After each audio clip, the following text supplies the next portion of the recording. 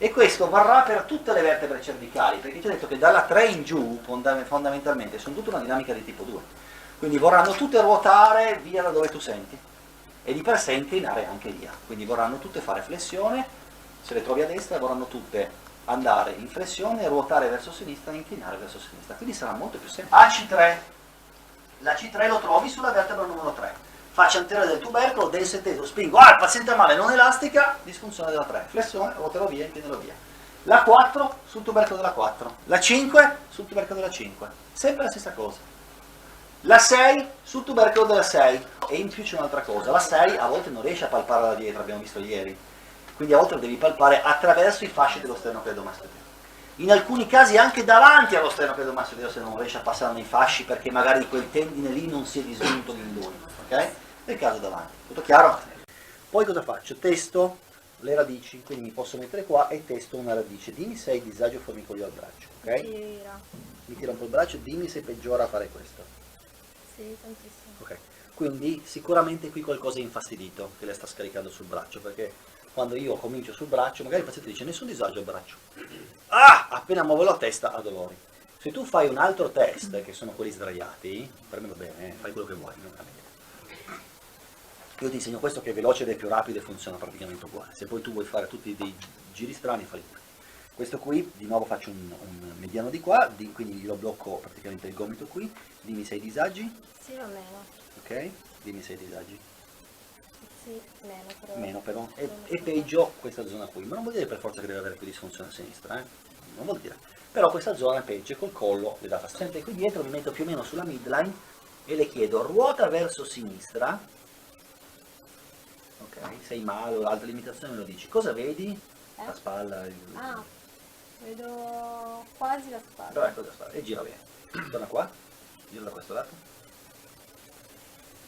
Meno. Ok, un pochettino più limitato. Io so già che lei è disfunzionale in alto, ha delle zone a livello invece di altre sintomatologie ce l'ha molti e poi c'è questo mediano un po' disturbante. Quando poi farete la pratica tra di voi, anche voi farete questo, fletterete ed estenderete. Vediamo intanto qualcuno di voi che è in estensione a disagi. Facciamo un attimo un'estensione, vediamo che disagi. Tu sei bloccato lì, ok? Tu sei bloccata lì, tu? Ok. Il peggiore è lui. Adesso tratto lei e poi ti do uno sguardo anche a te. Allora giro il mio dito verso l'alto e accarezzo, qui c'è l'angolo della mandibola, accarezzo un paio di centimetri sopra. Ok, anche questo è disfunzionale. Meno che quello di prima, ma se faccio così, non le piace. Okay? Vado qui così, beh, io uso il mignolino, se voi volete potete scorrere. Okay. Sapete già, siamo dietro ancora lo sternocleido. La 5 è un po' disfunzionale. Okay? Allora, quindi il 5 era disfunzionale e poi la parte alta. Il 6, qui su di lei non arriva a fare il 6. Quindi cosa faccio? Vado tra i due capi dello sternocleidomastoideo che abbiamo identificato ieri.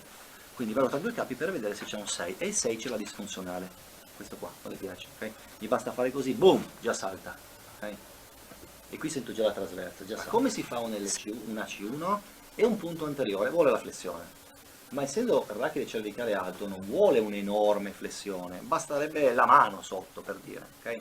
E poi tu sai che l'atlante gira sull'epistrofeo, quindi in realtà questa è quasi sempre una disfunzione tra C1 e C2, quindi ama sì un po' di flessione ma poca e una rotazione pura. E quindi cosa faccio? Metto la mia mano opposta sotto la sua testa e semplicemente la tengo, e questa è già la flessione, basta, non bisogna di fare altro, ok?